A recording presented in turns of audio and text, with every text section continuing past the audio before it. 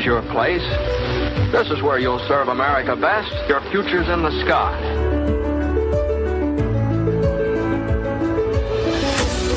You see, the way the Air Force Reserves feel about it, they're fighting and they're flying for the safety of our people at home, our mothers and fathers and our sisters and brothers. America will have overwhelming superiority in the air.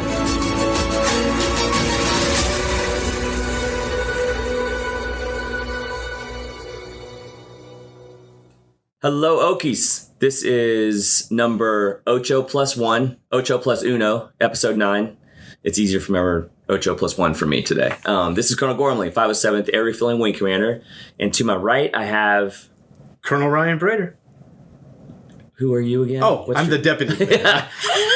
As of today, I'm still the deputy. All I asked was within the first minute we not mess up, and I feel like we need to start over and edit all that out. But we got it out of the way. Let's keep going so everyone understands that not even, we can't even do anything. We had one job, and that was to get the first minute right, and we screwed that up.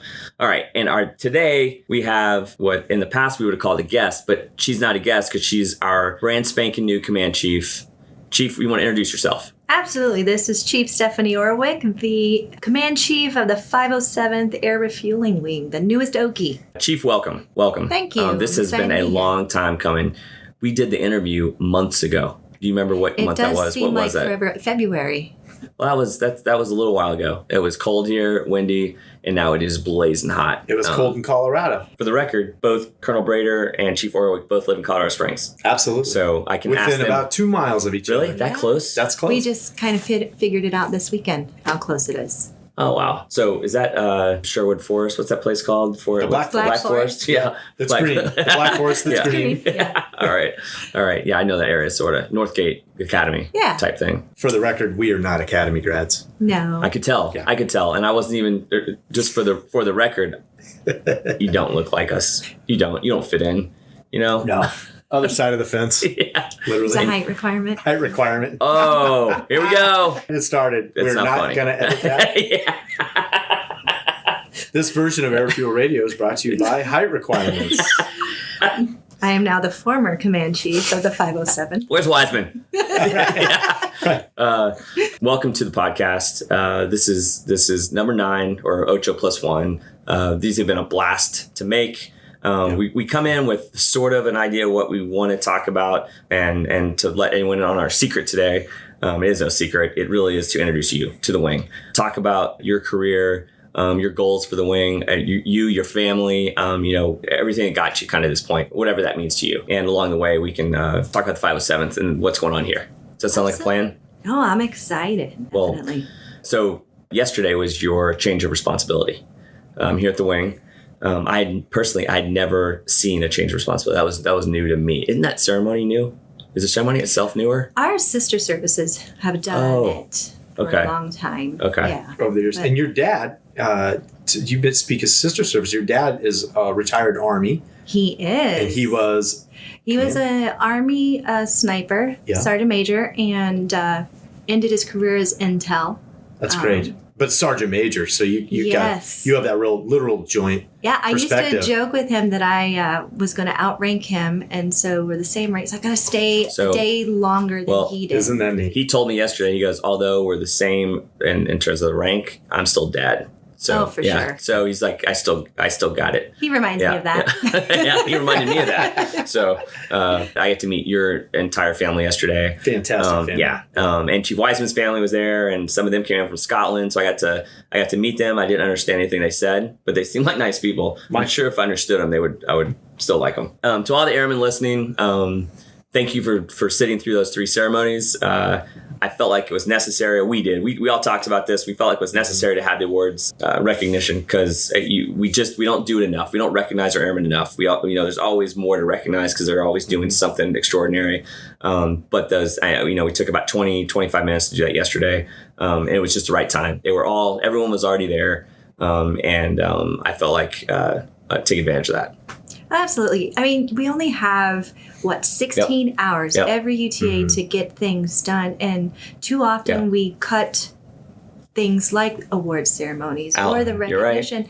Yeah. And those are just key moments that we have to take a moment and recognize all the hard work all of our airmen are doing. And there are some outstanding airmen here at the 507. And we caught up with fourth quarter and also first quarter, so we're almost caught up. And then we rolled right into the change of responsibility again, and that was the first time I'd ever gone through those motions as the commander. So I kid you not, I woke up yesterday morning at 4:45, and you know what I was thinking about? The markings on the stage, and I had a dream about being at the wrong marking and screwing the whole thing up. Oh yeah, like just for the record, doesn't matter the rank, you know, or the grade. Right. I woke up shaking that I messed it all up, and you weren't upset until it was all over, and you took me aside at the end. And you said, "Wow, I thought it was going to go better, sir." And you just walked out. Yep. That's funny. There's a heck of a dream. Yeah, it was not good. Yep. So I woke up shaking and shivering. So I came in here early yesterday morning, and I told him, but I remember I asked you to come in. Yes. I go, "Hey, Chief, let's go over this one more time." Remember that? And you were nice enough to come in. Yes. I was like, we did. We went through the motions. We went through the motions, and she was nice enough just to listen to me go over the whole thing verbally. So from an audience perspective, it was really well done. All three blended together nice. It was a great celebration. Very unique that we got to celebrate as a wing. Yeah. But we also had our local civilian dignitaries, and we had our families there. And it's very rare to have families there to see awards. You're right. Whether that's annual, quarterly awards, or the First Sergeant's Award, going all the way through the after. That's a great point. At the award ceremony, we recognized our airmen, but at the end, we recognized the First Sergeant Council. Oh, yes. What an honor. Right. Just last UTA, we were told by Chief Dennis, the 4th Air Force Command Chief, that we had won the 4th Air Force, so our NAF, our Numbered Air Force Council Award. And then I don't know what day it was last week, I got a call, I got a text from Chief Dennis saying, "You're clear to announce it at the award ceremony," because they wanted to make sure that I think the boss, meaning General Healy, approved it, and he did. So it was perfect. It was the day before the ceremony, and we were able to announce it yesterday that we won it for all of Africa. Great time. So it was. Neat. The actual award itself, Chief, was for numerous organizations here within our reserve family, I guess I should say, the First Sergeant Council, right? Yes. That's what I love about learning about this council is that it's not just the 507th. It's the 513th Air Control Group, the 35th Combat Comm, and they all come together, one team, one family, one fight. And you don't always get that. And the way they do it seamlessly, and they treat all airmen as airmen. It doesn't matter what patch they have on their shoulder. Right. They are airmen, and we're going to take care of them all. And it adds so much to the diversity of the group in terms of extending your family, right? Extending your background, whether it's a mission set or where they themselves have come from. It really is a pretty special group. If you've ever met the 35th Combat Comm folks, they're actually part of the 10th Air Force, and they're about to go there. Their blood doesn't bleed red. They are a completely hoo-ah kind of group. It's incredible. So, and the 513th is 10th also, so it's actually multiple NAFs. 10th Air Force, 4th Air Force, and then you wouldn't know that. There you go. And gotcha. That's where the magic happens. Well, it's a special day, and it also came with, no kidding, a UFC belt, right? Like a Hulk Hogan, Andre the Giant heavyweight belt. That's neat. Was it Rowdy Piper? Rowdy Piper. Yeah, that's right. Anybody listening that still remembers that gets a free deck of cards. Giant belt, heavy belt, and we got to give that to him yesterday. So, First Sergeant Council. Well deserved. Yeah. Yep. And that kind of ended the award ceremony. And then I jumped off the stage along with Chief Wiseman, because at the time he was still the command chief. And we ran off the stage and went back to get ready for the change of responsibility. And Brader ad-libbed it, came up on the stage. A little bit. I think it worked out kind of nice while you guys went and reset. Yeah. We got to tie it together. And you mentioned it, or both of you guys mentioned it earlier. There's only so many reserve days in a year. Yeah. You break it down by hours, it gets pretty hefty. But we work hard and we play hard together. And the way we tied it together yesterday was we also need to get used to celebrating together. And while we celebrated quarterly awards and that kind of stuff, and then certainly the First Shirt award, we also got to do it in front of our families, which I thought was very special. And then I tried to tie it tightly with what's going on downrange. Twice in the last year, the balloon's gone up, and we've had to get the wing and jets and airmen with a capital A ready to go downrange. Right. And we've done it again. And it's not just go downrange as a ragtag group of folks. We go downrange and hit the ground running. We're ready to go to work because of all the stuff that we do here year round to keep us going. And I think it was well received. I saw a lot of head nods and some they weren't falling asleep. They weren't falling asleep. No, some were staying awake. Anyway, so we did the awards, and then we ran right into the change of responsibility. And for a ceremony I'd never seen before, we practiced it a couple times, but I thought it went super. Great ceremony. And what you had to say, Chief, was I've already gotten multiple people who didn't know you, hadn't heard you speak, had absolutely great things to say about what you said and how you said it. My favorite quote from yesterday, my family is not a footnote, they're my foundation. And I loved it. It was just a takeaway I took from yesterday. Just absolutely. It was a good takeaway. Full transparency, public speaking, I hate it. Get me to teach in front of a class, I love it. That's my sweet spot, but having to do public speaking. So I was nervous, and I truly prayed that everybody would just hear my heart. If I stumble over words, if I make a fool out of myself, just hear my heart. So that's what I wanted to hopefully walk away with every airman. Oh, you hit the target. Well, they did. Yeah, the passion was apparent. You bet. But when you're also when Chief Scott was a narrator, he stumbled so much narrating that I think you did just fine. Oh, you couldn't pay me enough to be an MC, so kudos to Chief Scott I'd like to see him say singularly one more time. Yeah.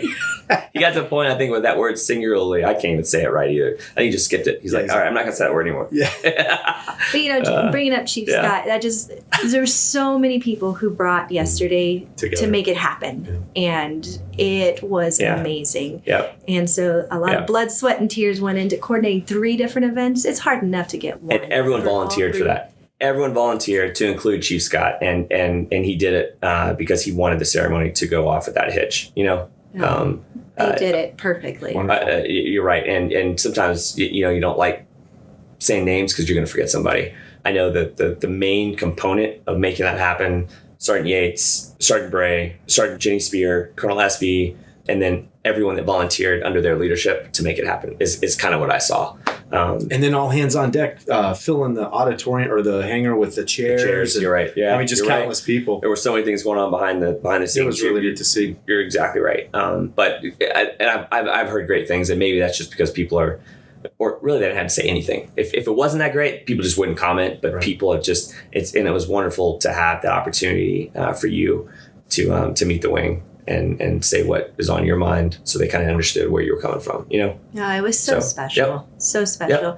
And, I think that's something else that we don't do enough in the Air Force Reserves Command, because that's part of our culture, part of our history, that airmen need to see the ceremonies, the heritage, the history we passed down, the flag folding for Colonel or Chief Wiseman's retirement. That is a very powerful and emotional moment that we don't get to see too often until you become a senior leader. But it's powerful, moving. Do you guys agree the closer we all get toward the end of the line, and let's be honest, we're all in the twilight of our careers. We're at the end of the Most line. of the listening audience isn't. That some are at the very beginning, and I would trade them today, by the way, just to start all over and be neat. But the closer you get to that retirement, you start to pay attention to the details and the nuances. Just about everybody does a little bit of a twist on the retirement ceremony, or the flag folding, and you hear something every time that you store it. Chief called it a Polaroid moment. Yeah. And yesterday was another one of those. It is. I'm to the point where I start attending these ceremonies, and I'm like, ooh, I'm going to take that one and put it in my toolbox. Same. I'm going to have that. Yeah. Oh, not doing that one. Yeah. That's how close or short my runway is. Right. It's getting short. It's an assault zone now. So I think most of our wing was there yesterday, but if you had to kind of truncate your message to some of the folks that they're listening, or what would you like to tell them from the get-go now that you're here and you're an Okie?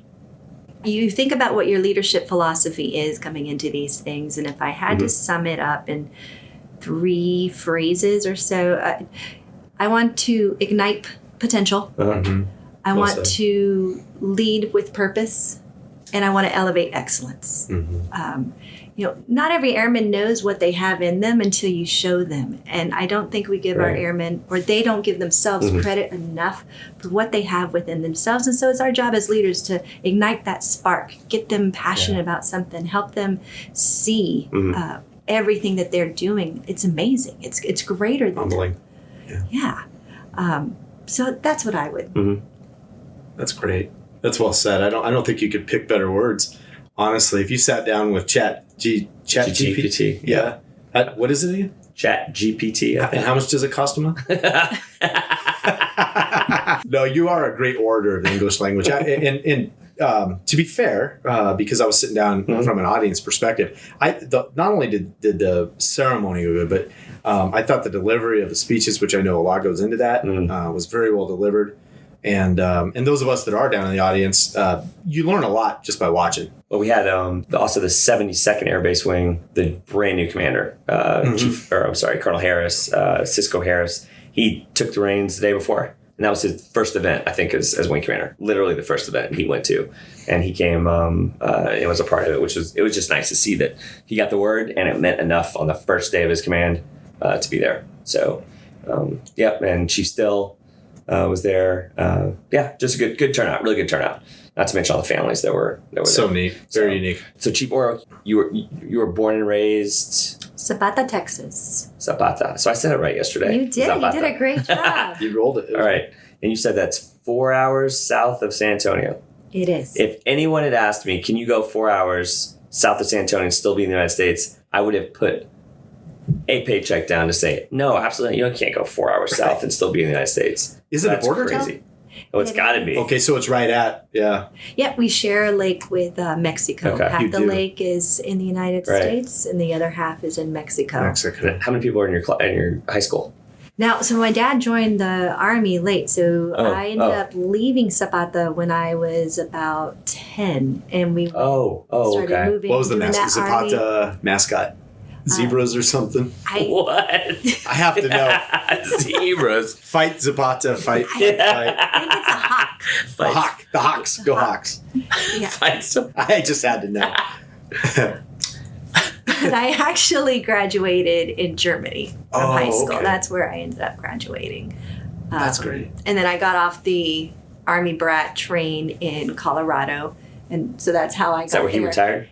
No, he got stationed there, and then I jumped off the train, and he continued to go to Shreveport, back to Germany, and a couple more places before he actually retired. So, but you said something in your change of responsibility. The most pride you took was being a mom and a wife. Well, when I left the art world 17 years ago to be a stay-at-home mom and wife, that first couple of years, I realized I worked harder doing that than I ever did as an 9 to 5. And that's saying a lot for anybody who knows what the art world's like. But yeah.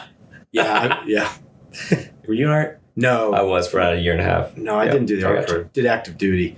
That full-time force, that full-time force is what props us up around here. And as a traditional reservist that comes in, you show up and the lights are on, grass is trimmed, and you just get to go to work. But it's the full-time force that really keeps us afloat around here. So I used to joke when I was in art that I would love it if I could find out how to do it without the UTAs. Yeah. Because you're week leading up to it. You're getting ready for everybody to come in. The week after, you're cleaning up after all the TRs. Everybody came in. And now I feel horrible because I'm one of those TRs that somebody's now we have to clean up after me. A dear friend of ours, Brad Ross, Colonel Ross, he calls it the dirty dozen. Yeah. Because it's just a dozen days. A lot of units says that. The dirty dozen. That's exactly right. I still think we should talk about your leadership style, what you're hoping to ask of your enlisted force, professional development. Kind of talk us through some of those priorities and what are some of your goals? Well, I got asked this a couple of times yesterday about, Chief, what led you here? What got you to the place that you are today? And so I was thinking about that because there's so much that goes into that. And the truth is I can sit there and, I did this PME, I did this class, I made sure I went here. But the truth is that's box checking. And that's true. Yeah. When I really boil it down, it was almost like what Chief Wiseman was talking about, those Polaroid moments. And it got me reflecting on earlier in my career. I was a young senior airman. I was a single mom. I was fairly new still to the military, struggling to juggle it all. And I had a senior leader come up and ask me, how are you? And they weren't asking about my job performance or anything work related. It was a genuine interest. But it was those 5 minutes that they spent with me with that true care and concern that dropped the seed of how important presence is, right? And then obviously we talked yesterday in my speech and yours about my son, Monchito, who passed away when he was 6. But it was my reserve family, because I was an art at the time, that came and surrounded me and helped me get through some of the darkest moments of my life. And that taught me the importance of being present, empathy, encouragement, and just that being a family. And I think it was, my career is filled with moments like that helped shape me as a leader today, more than just necessarily any PME. And professional development is so important, but I think sometimes we overcomplicate it. And we focus so much on all these classes and things when really it's those conversations, right? It's having someone sit across from you and ask you, what steps are you scared to take next, and kind of push you and develop you and train you to have hard conversations. Things that you need to be a great leader, empathy, that presence. The technical is fine, but fine-tuning those moments as a leader that everybody needs, and too few and too far between seem to have them. Yeah, that's well said. I used to tell people before they got into any version of PME they're getting ready to do, don't let the school work and the classroom work get in the way of your education. Because so many times it's maybe a public speaker that came in, maybe one of the instructors, almost always another fellow classmate that left a lasting impression on you. Yeah. So like yesterday with Colonel Harris, the brand new 72nd Air Base Wing commander just had his change of command on Friday, and there he is showing up Saturday, not because he's getting anything out of our ceremony, but to show that he's one fight. We are a partner. Yeah. And that's leadership shown in real life for all the airmen to see. And you just talked about the 72nd. We also have the 552, the AWACS wing, and we have the OCALC, the Oklahoma City Air Logistics Center, STRATCOM Wing 1. Well, so later tonight, I anticipate probably a call-in. Colonel Harris will be the driver behind the call. His weather shop will put a call together, and all of us will be on the line, and we'll talk about the weather, because all of us are going to go through this together.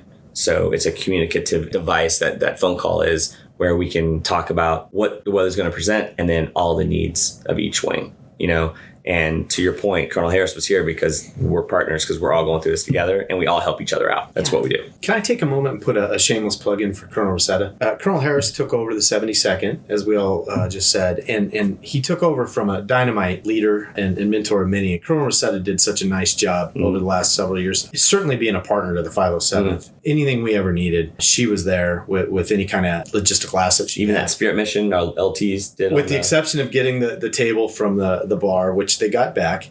Our LTs, Spirit mission. I thought it was good. Yep. They went over, they went to the club. They stealthily took a table and brought it back to the squadron here in the 507th. And it didn't go over so well. Colonel Rosetta was less than impressed. To be completely honest, because that's what we are here in Refuel Radio. We're 100% honest with our listeners. That's what we do. 100%. I was proud of our LTs. I was too. Although we might have ended up in the blotter that night, I was proud of our LTs. It wasn't them in the blotter. It was me in the blotter. So I took the heat. You went to captain's pass. Yeah. She was always really good at herding cats over the weather calls and all that. Yep. You're right. It's exactly right. And she led those. Although the 72nd doesn't have any of the planes, they just make sure that, the runway, the roads, they call him the mayor, the Tinker Mayor. That's the 72nd commander. That shows some initiative, planning. We send a lot of our officers to a lot of different schools to learn how to plan operations. And so they were leaning forward into planning that strategic operation planning. Are we back to the table? Some night ops. It was midnight. Evening. It was midnight. It did involve. And they happened to have found a door open. I won't tell them I will tell you which one, because then that might lead to more of these. But they found a door open and went in and grabbed it and took photos. Now, if they had done it with Seaburn, they could have gotten credit. They could have gotten credit for the training. And to be fair, I think there's still a debate. It's actually our table because it's got our patch on it. It does. They took our table off the wall. That's right. But I like where you went with that, Chief. They could have done it in their Seaburn stuff, and then we could have got credit for it. They just taken pictures. I like that. And signed it. They could have signed in on a sign-up sheet. It would have been good. Part of rat training. Yep. Yeah. So for those that don't know, Chief Orawiec and I go way back together. We grew up within Africa together. Do we have to say way back, like that I know. emphasis I'm on the sorry. way? Way back. Just, Well, way back to a lieutenant is like 6 months ago, and way back to you and I is, decade and a half ago. And we cut our teeth and grew up together, very much so, in Colorado. One of my favorite memories, before I asked Chief one of hers, was sitting across all these long pre-UTA meetings together. and the way the room's set up, we were always sitting across from each other, always. And the longer the meeting would go along, the more we'd look at the clock and look at each other and look around, kind of like, are we ever going to get out of here? And out of here is like 9-10 o'clock at night on a Friday night before a UTA. Yeah. They would just get really prolonged. And it was always a breath of fresh air because Chief's always got a smile on her face and very positive, good positive spin. But it was neat to see the humanizing side behind Chief, knowing that she too was ready to get out of that meeting. Well, let's turn this to local. What did you think about our pre-UTA? Was it too long, too short? So first off, we didn't make the beginning of the pre-UTA. Well, I did. Oh, it was a change of command. I think it was Colonel Rosetta's change of command or her retirement the other day. So I was late to the pre-UTA, and Cassie said they were going to keep it under 20 minutes. Colonel Espy goes, "Oh, it'll be under 20 minutes." And I was praying. I did see everybody take a collective sigh when you made it. When I walked in. I knew you were going to say that. That's why I brought it up. Darn it. Okay, we didn't make it. Cancel lunch. Because I dared her to do it within 20 minutes because I thought if I can't be there, I got a lot to say. I got to say something. I got something to say. That's funny. So it was pretty funny. I saw that. That's why I brought it up. So during the pre-UTA, one of the very first slides that pops up is a slide titled "While You Were Gone," I believe. And right now, it's got photos primarily of what's going on here in the full-time world.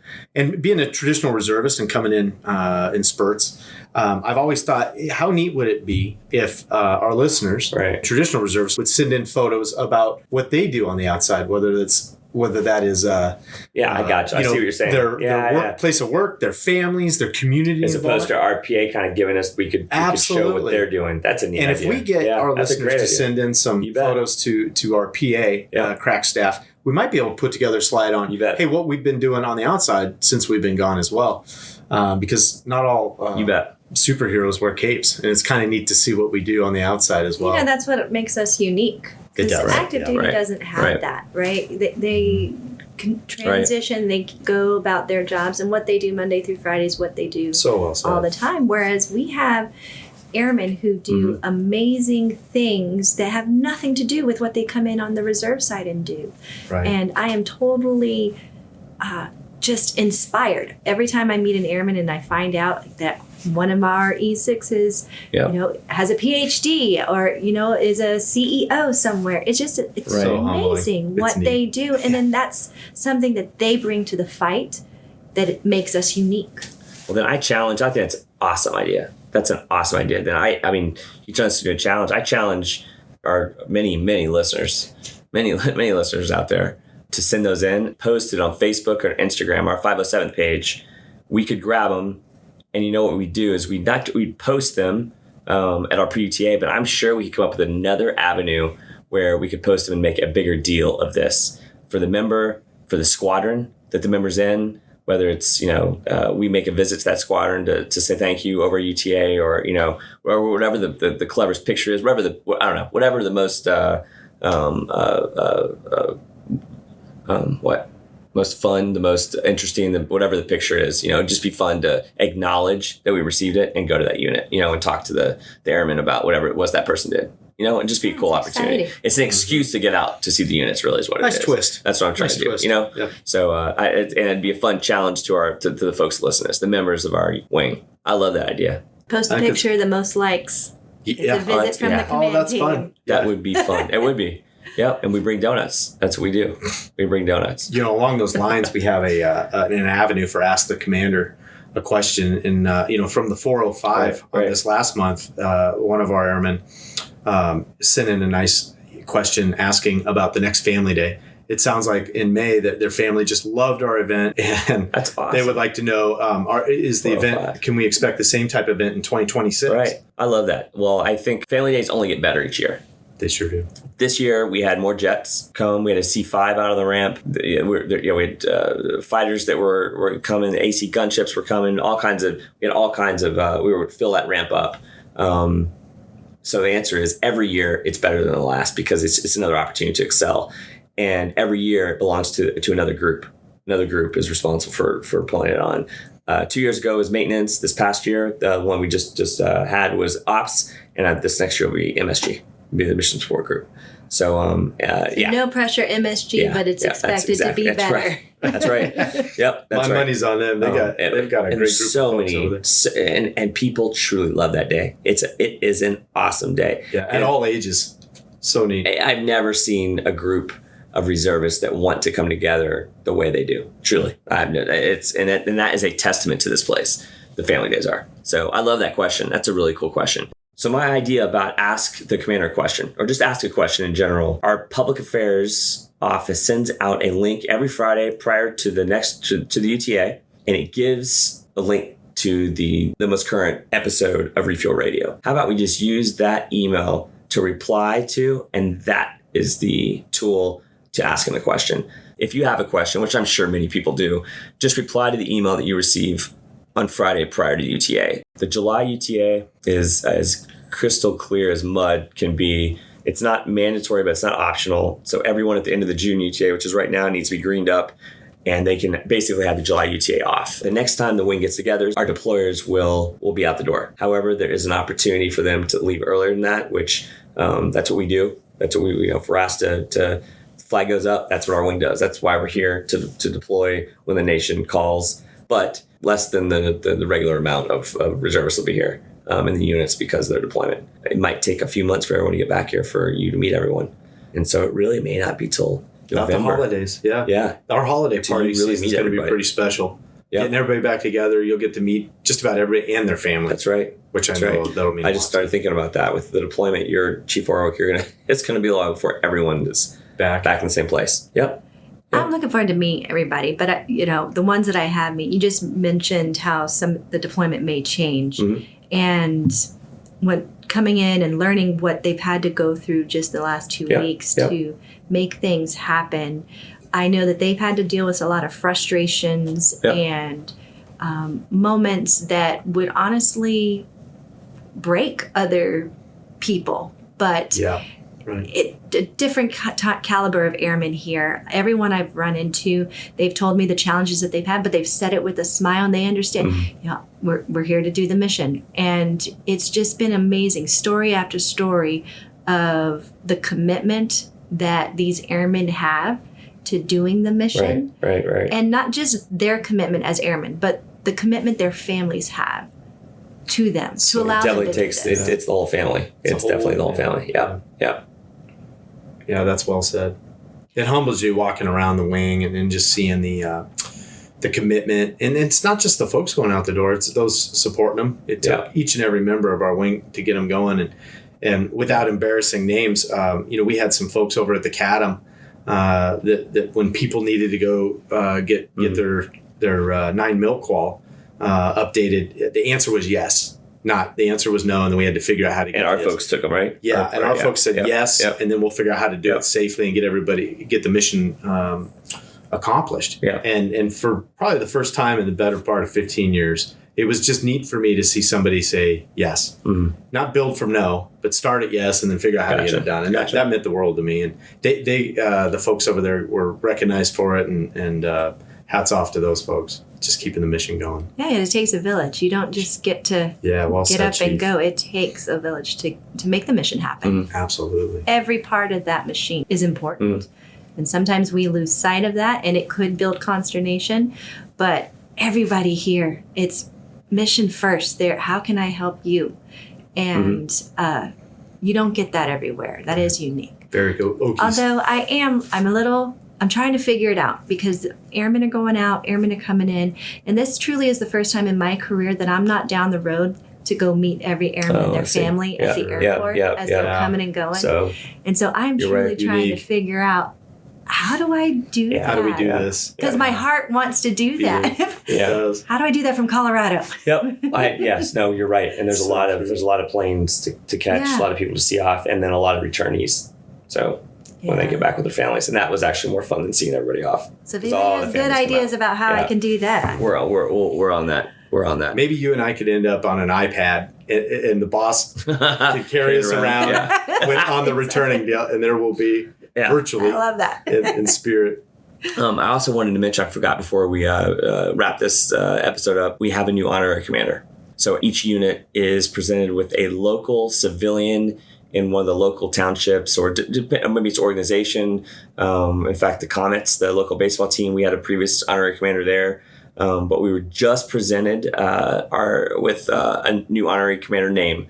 And a few months ago, I was able to meet him. It's Mr. Brooks Mitchell, who is the city manager of Moore, Oklahoma. So right down the street. Nice job. He's been, I think, on the base twice. So he knows very little about Tinker itself proper. What we do, he is, I think, kind of a novice to the military side of things. So everything we show him is it's through the eyes of someone who is just learning about what we do, how we do it in the military. So Brooks was at all of our ceremonies yesterday, and so is some of his staff members who are always there. They support our airmen with awards, and they help us present things to them when they win. Little gift cards, things like that. The city of Moore does. And so they accompanied him, but I was able to introduce him yesterday. I just wanted to make that announcement because he's going to be here. He's going to be involved in everything we do. And he's Noki. This is his wing.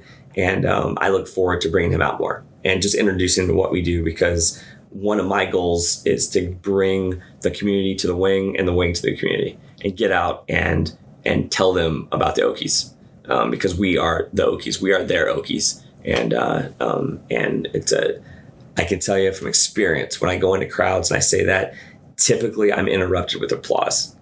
From the local populace.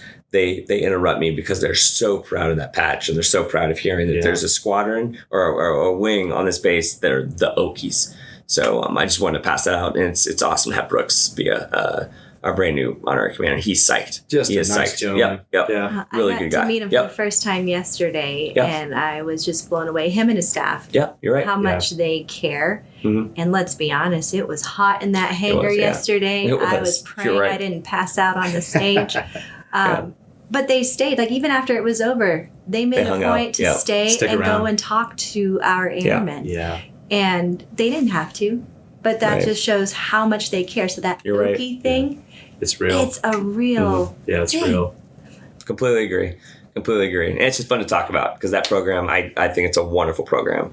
So you can do a lot for your airmen with the backing of your community. Oh, yeah, absolutely. And it makes it so much easier to do our job when we have the support of the local community. And there are some organizations. Home Away from Home is one that's mentioned a lot, and it modeled itself after the Air Force Academy. And you guys sponsor family? Sponsors. They have this Home Away from Home program where they sponsor the airmen that are here, where their families are not local, and they take them in just like a sponsor family. Exact same concept. Same concept. Yeah. So and there's something here, but it's just for reservists. We don't typically come in and stay long. We come in on orders every once in a while, and I'm not sure. I don't think it would fit perfectly with us, but it definitely fits for the active duty that are here, because they're here by themselves. The younger folks, especially, they're living in the dorms and things like that.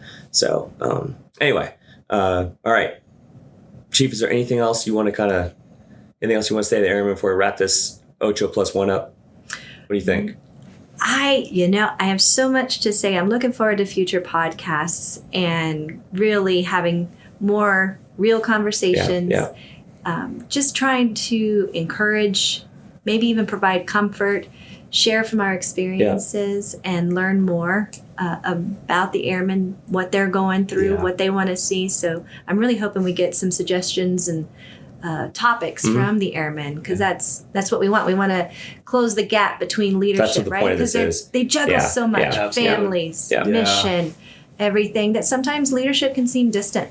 And so I love that you all have created this venue to help just close that gap a little bit and kind of have real talk. And it's fun. I think it's fun for all of us. Yeah.